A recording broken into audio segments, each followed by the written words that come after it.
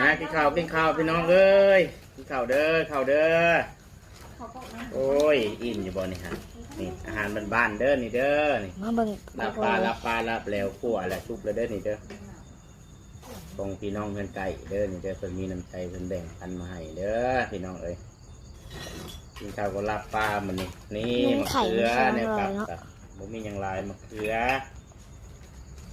จากให้จากสวนบ้านเฮาเด้อนี่เด้อโอ้ยกินบ่เด้อ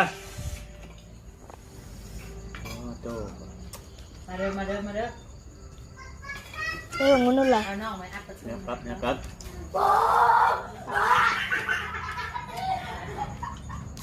แจ๊ะ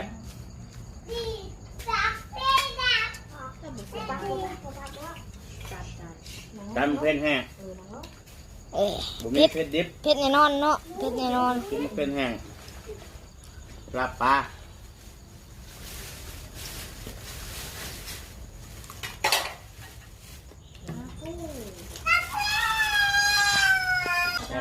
แก้ข้าวก่อน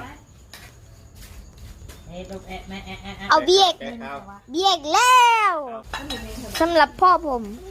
อ่า เด้อ ที่เก่า